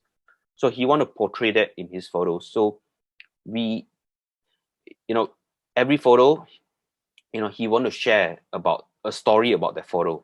Okay. So the NFT that I purchased, I'm not sure, have you read the description? Yes, I did You read the did, okay. description, right. So you can see, I you got the can read. siblings Yeah, NFT. correct. So you Yeah. understand that everyone you really write, hopefully, it shares some little bit context on what Right. is that about. Because most people don't write anything. They like, for example, they just say, this is a solar coffee project collection. That's it. That's the description. Right. But we So want people, yeah, sorry, good. sorry, go ahead. Go ahead. Yeah. But we want people to appreciate, the photo that we've done in our collection. We don't appreciate, like, when you buy this, you at least you understand what's happening. Like, what is Mm. Alex thinking while he was taking the photo, or what's happening at that point in time? Yeah. And based on your expertise, right, you feel like how much or how little the description should be for generally for any of the NFT. If I were to, because I've also purchased, I don't know, over 50 projects of NFTs. Uh-huh. A lot. I lost count. I have a Right. spreadsheet, but spreadsheet also lost count already. I would say most of them, again, depending on your project lah. Because I buy all kinds of projects, whether it's gaming, whether it's photography, whether Uh-huh. it's all kinds of whatever. Right. Most of them, in fact, description, they don't really, it's all copy paste. Right. You see. Nothing wrong with copy paste, because in fact, all that sells out all also copy paste. So Mm-hmm. Mm-hmm. even you copy paste, you can also sell out lah. Your project Right. can also do well. So I would say that you don't have to really write one specific description for every NFT, but that's just what we want to do for our project. So Mm-hmm. description, if you want to do like ours, then yes, you have to make sure you write everyone. If not, then copy Right. paste is fine. Then solve your headache lah. Right. Okay. Right. But if you see the, what do you call it, in OpenSea, you have a header and then you have Mm-hmm. like a short description, the story there. Mm-hmm. Right. I think that one to me is important, in Mm-hmm. my opinion. At least Right. that's your opportunity to share about your project. Mm-hmm. Assuming someone who have never seen your website, now it's the first time they land on your OpenSea page, Mm-hmm. your collection, that's where they get to read. It's like about us lah. Mm. Like about us for a website. Mm. That's where they understand, oh, who's Patric or whatever. Then they will support, because if you don't have the description there, they can see images at the top. They can see images, NFT, but probably they don't understand anything. And when you write all this description and so on, right? Do you like put all this up first and let people see, then only you mean it, or on the same day you put everything up and then you mean it? So normally we mint before the launch. Okay, all right. So Okay. because minting takes time, and again, OpenSea also have a lot of. It's not perfect, but they also have a lot of issues and errors. So, for example, right? Let me give two quick example. Like my friend who launched the black and white collection, his second series, right, was delayed by 2 weeks. He wanted to launch 2 weeks earlier, but OpenSea has an error that at the end his collection of 50 photos become haywire. I don't know what happened there, so he couldn't launch his project. Right. He had to wait OpenSea 2 weeks to fix his problem. Ah. My case, my second series, the problem was I mint one photo, right? And then after a few seconds, error came out. And then when I checked the collection, that photo already minted and got 5 of them. You should not have 5. You shouldn't have 1. You should only have 1. But when you minted 1 unit, but somehow it has 5 units displayed. So it's an error. It's something wrong with the. It's a technical side or OpenSea side lah. So that's why instead of taking me, for example, 1 hour to mint 88 photos, minting in OpenSea is simple in the sense that upload photo, upload title, description, done. Okay. I mean, there are a few other settings, but those are pretty much default already. So to mint 1 photo for our case is actually quite fast. Right. So mint 88 actually is maybe it might take 1 hour plus, but it took me a few days because of this problem. Right. Yeah. So the first series was very smooth. You know, click few button, done. 1 photo. Let's go next one. Done. So I do 88 very fast. Second series got some issue. Yeah. You will set a date. Let's say I'm just making it. It's the 25th December. You want to launch. Let's say, right? But you may have already uploaded everything, minted everything, ready with the buy button by maybe 20th of December. It's already done. Yep. Right. It's just that it is just not, it's live. Technically, someone can go inside there and buy. It's just that nobody knows it exists because they don't have the URL of it. Correct. Right. And this is with the assumption that it never got picked up by OpenSea to showcase you whatsoever. Right? Yep. Most of the time, OpenSea won't showcase your project unless it took off, or then you get featured and all this, or sometimes you got their attention through Twitter and then they will share about you. Yeah. And it's rarely, I know we don't have an exact answer, but it rarely happens where someone actually go to OpenSea and use the search button and found our project. It rarely happens, right? It happens, just that if you haven't marketed it, nobody knows, nobody hear, then nobody will know about it, so they won't search. Right. I mean, in this game, right? I mean, for instance, your internet marketing game, then we try to get ranked in google.com, try to get ranked in youtube.com or amazon.com. We were doing physical products. We call it someone search for, steel straw. They search in Amazon and our listing appears. What I'm saying is that, right, like let's say we're selling black and white portrait, right? Do we hope like someone will actually go to the search and search for black and white portrait and our things come out? Is that a part of the plan, or that's not really part of a real plan at all? I don't think that's effective at all. There's none, right? Nobody really do that, right? Yeah. You might be lucky. It's just you might be like someone trying to find something similar and so happen they found yours. But very rare. Right.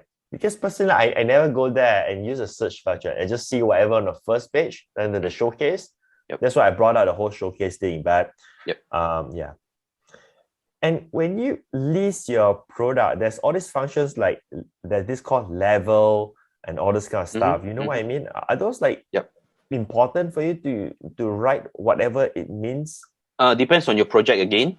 If you are doing those gaming stuff, you have different character, different levels and properties and all these then you need those. My photography, I don't need all those because those my properties all those doesn't apply to our collection, so you leave it blank. Okay.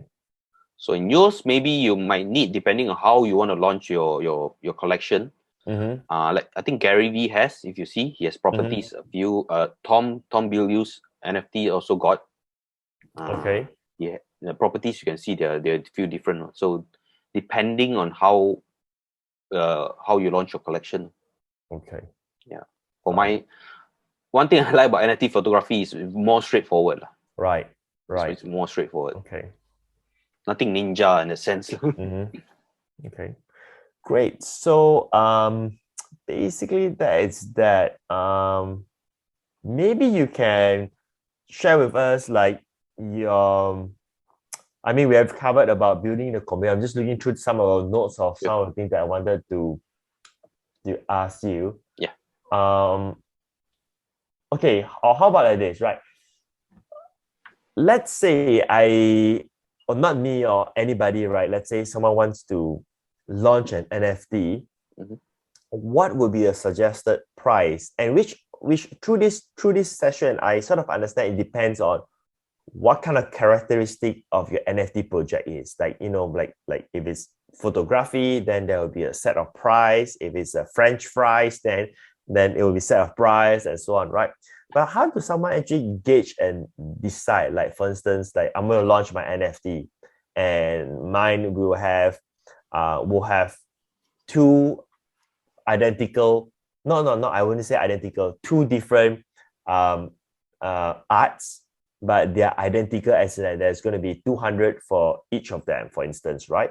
Or it doesn't have to be mine. Like if I want to launch a photography NFT, like how would I sort of know in terms of how much I should Pricing, list right? it for? Yeah, pricing. This is a great question. In fact, a few years ago, I think they did a Twitter space. A lot of big names were debating about this for a few hours. I wasn't there, but this is a great question. So again, the short answer is depending on your project. But to elaborate on that, right? So I'll give you a few different examples. Okay. So for NFT photography, why we price it at $1,000 each? We know it's a bit on the higher side, 1,000 USD each. At that time it was 0.3 Ethereum is $1,000. This month 0.21 was $1,000. So if go ups and down, right? So why we price 1,000? Because number one, the artist Alex Saw, he's not a beginner photographer. He has been around 30 over years. He's like kind of like OG, and the most expensive artwork that he has sold in a physical form is $3,000. So he has sold more expensive art before. So we're trying to finding the balance. We can't sell too cheap because it kind of like sells short, right? We can't sell $60 for Alex Saw. It's kind of like his name is just he's up there. You can't just so we're trying to find a balance, and we decided that 1,000 would be a fair value. And looking at the twin flames also, he started off at $1,000. We thought that would be a fair price, right? So that was how we got into 1,000. Some photographers are selling at a lower and all. At the end, it depends on the photographer, like I guess your portfolio. I see. How famous are you? So it should be somehow relate back to the brand of the creator, right? Correct. So I mean, if it's Tony Robbins, right? So Tony Robbins may want to have a certain price because it is Tony Robbins, right? But what if the worry that, well, I don't think that would happen because the market is so big. I was just thinking that let's say Tony Robbins launched an NFT for 1 ETH, let's say, right? I'm just thinking that would it that people could not afford it, but then I retraced that question because I was thinking that the market is so big, right? So there will be people who can afford at 1 ETH in that aspect because it's for the brand, right? And I think that you have give a very good example for that. Yeah, so and so that was the first example I want to give. The second example would be if you're launching like 10,000 characters for like a fun project, and you're going to launch game in the future, that kind of stuff. Then what I see the common trend for this kind of 10,000 characters, they launch between some is 0.05 Ethereum, the lowest I've seen. Some has been highest at 0.09 or 0.1 Ethereum for one NFT. Right.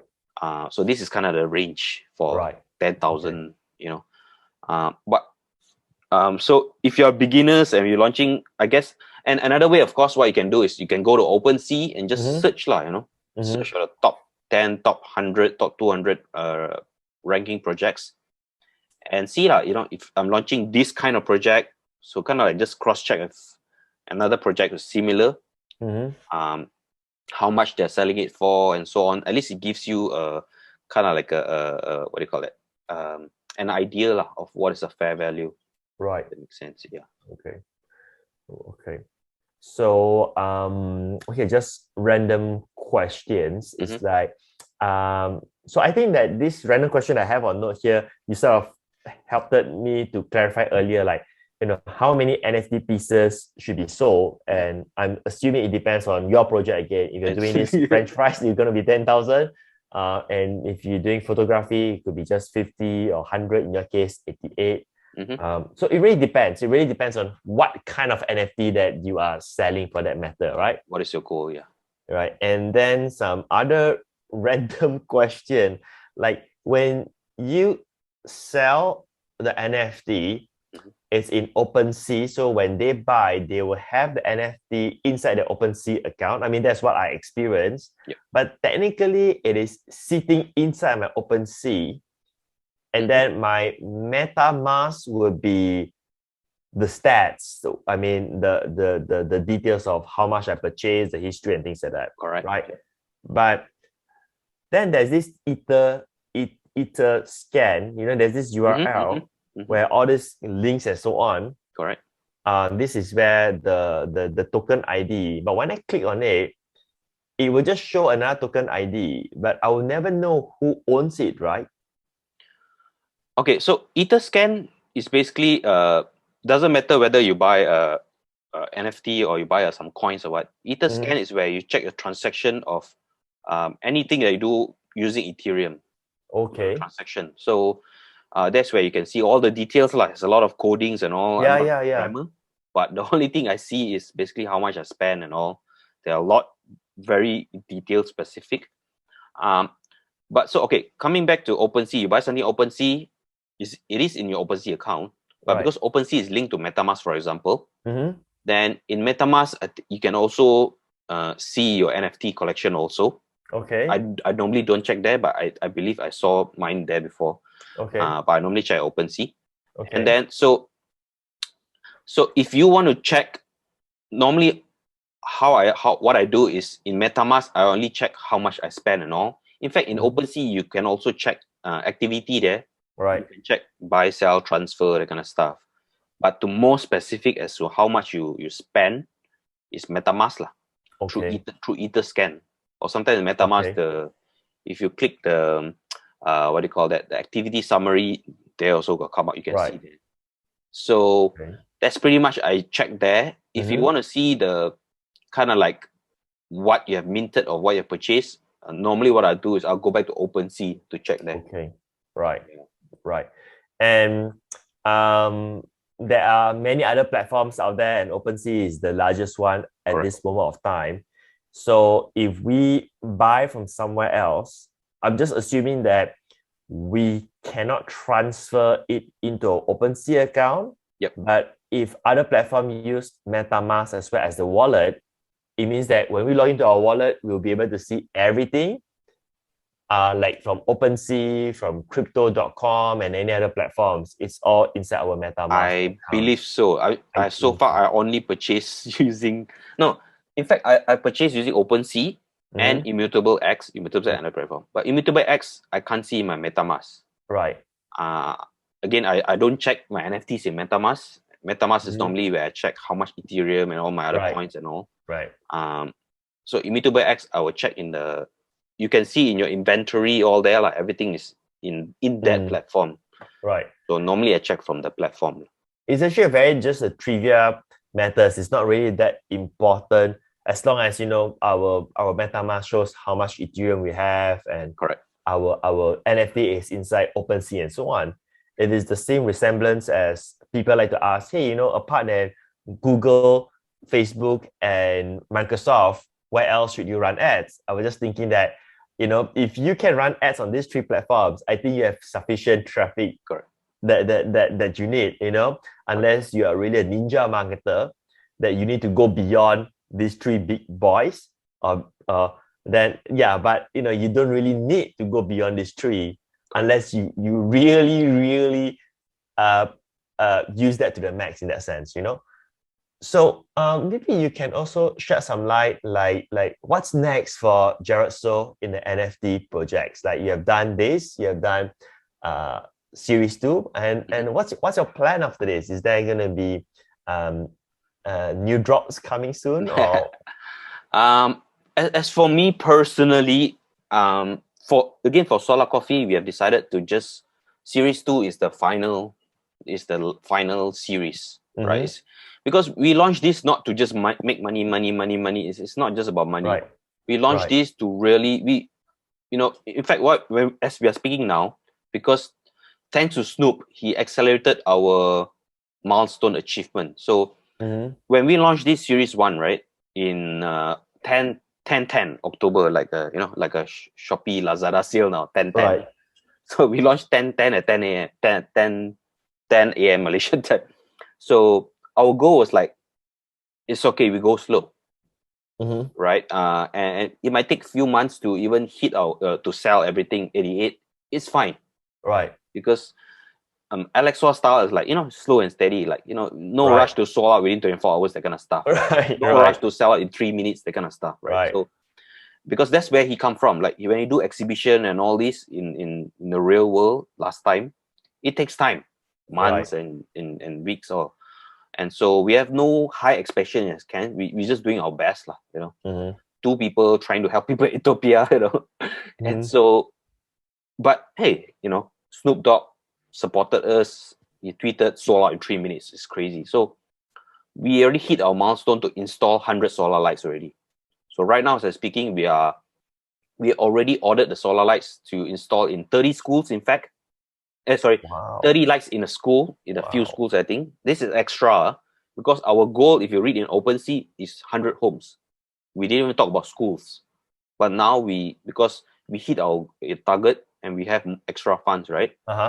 So we plan to, of course, we don't stop there, right? We can do 200 homes, we do 200 homes. We can do 500 homes, we do 500 homes. So now, Alex told me he already ordered 30 lights for the schools. The homes, he ordered samples first because he want the villagers to test which is suitable for them, because homes, there are a few different types. So once test, then only he buy all the 100 and then install all one shot. So you can see in the future, the mountains at night all dark, right? Now you see at night all lights. Got lights, right. And that is the moment I'm waiting for in the next 1-2 months. And that's just, I probably have some tears, because when we record videos, you can see the people, you can see, I'm sure they'll be very happy, and they're like, they never see light before in their life. Right. So yeah, so we launched this because we really want to help people, and that's just one and only one goal. Right. So that was series 1. Series 2, again, same thing. And that's it, right? So 2 series. Although Alex have thousands of more Ethiopia photos, but no, we're not gonna do that. At the moment, we have no plans. I mean, we haven't discussed on what to launch in the future, because right now our focus is just to get this to to continue to grow it, to install hundreds and hundreds and hundreds of more solar lights and homes and schools. Hopefully, if we have more funds, if we can build new schools there, that'll be great, because the schools are made, the walls are made of dried cow dung again. So I mean, if we can build a school with the proper, I don't know, panels, and I think that will give them at least a better environment to study. Right.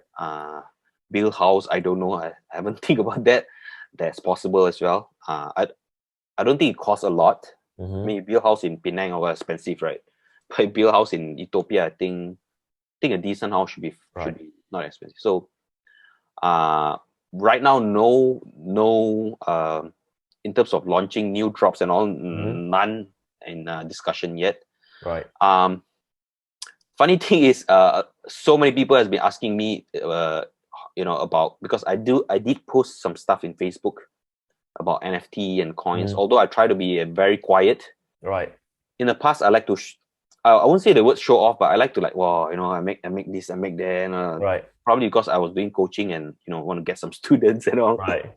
Right now, I guess I have 2 kids now. I was like, nah, I know what, even I make some money or whatever, I'm just gonna keep to myself, like, Right. I don't want to show anyone the sense. But yeah, I have a lot of friends who reach out to me, like, how to buy this, how to buy that, how to install it. So that some friends even ask me to do masterclass and workshop and all this. I don't think I'm gonna do that. Right. I've passed that stage lah. Let's put it this way. Although I can if I want to, but I was like, nah. I think I just, with the money that I earn from NFT and crypto, I'm happy, and I'm just going to live a simple life lah. Let's put it this way. That is that is a smart choice. That is the right way. I mean, if you earn and like you say, it's, yeah, and having more time with your family. Yep. Sorry for me to interrupt you. I just thought of resonating with you. Yeah, exactly. So yeah, that's just my direction moving on. That make some good money, crypto NFT, Right. spend more time with family, and that's just about it lah. Right. And at the same time, the NFT collection that we launch, it's also to help people as well. So because I've seen a lot of projects where it's just purely for money. Right. I mean, nothing wrong. I mean, games, developer games, or but I've seen some like some project you just buy NFT and that's about it lah. Like nothing else. You don't get anything else. That's about it. So ours, I feel blessed because our holders and us all, we are actually helping someone. And I know you can't see it because we haven't installed the solar lights and all, but we are in progress. It takes time because COVID really delays a lot of things. Costs also increase, but it's okay. We'll bear that. So yeah, I guess life is good right now. So I'm just so again, I remember 5-6 years ago, my cousin asked me about Bitcoin. And I think that time was $2,000. Bitcoin, that was just 2,000. He asked me, is this real or scam or what? Right. I don't know anything about it. I heard some from Facebook. And I tell him, nah, I'm not interested. Probably it's a scam. I remember I told him that. And I think that was kind of like, in a way, I regretted a bit because if I took the initiative to go and read more and study more 5 years ago, I think today, yeah, my bank account will be much bigger lah. Let's put it this way. If I started 5 years ago. So my advice for everyone who's interested to get started, whether it's NFT or crypto, I would say, go and learn something new. It's fun lah. And try not to get too stuck up to it. Like some people get too, because this is in a way like stock trading. I don't do stock trading, but in a way it's also related to a little bit of gambling in that sense, because money, at the end of the day, money does some people go genting highlands until they get lost. I've seen a lot of people where they lost houses, they lost families and all. So don't go to the extent lah, invest what you can afford to lose lah. That's a common phrase that I heard, and I live by that as well. If that $1,000, if you invest that and you lose that and everything will gone, then don't invest that. So invest whatever that you can afford to lose in a sense, because there's always risk. But I think it's a good thing to learn. Yeah. So that's pretty much what it was. Yeah. Thank you so much for your time, Gerald. It's been so insightful getting to hear from you. And the best part is this has been so candid. And it is just amazing. It's amazing to hear from candid. I think some of the questions that I prompt and asked you wasn't part of the plan anyway, and then I think that you just share from your heart. So I appreciate you. And I'm sure that those who are actually watching this video would appreciate that a lot, right? This is going to be so valuable. So thank you so much for your time again. Thank you, Gerald. Thank you very much. Thank you so much for having me. All right then. Hey, Patric here. I hope you have enjoyed the call that I did with Gerald earlier about, NFTs. Now, here's the thing. If you are interested and if you'd like to get the WakeUp Millionaire NFT collection that I'm having right now, you can go ahead and click on the button somewhere on this page or on this video to check it out if we still have any units available for pre-order. Once they are sold out, then we'll no longer have the pre-order advantage and discount. With that said, this is Patric here, and I look forward to see you in the future. Take care. Bye for now.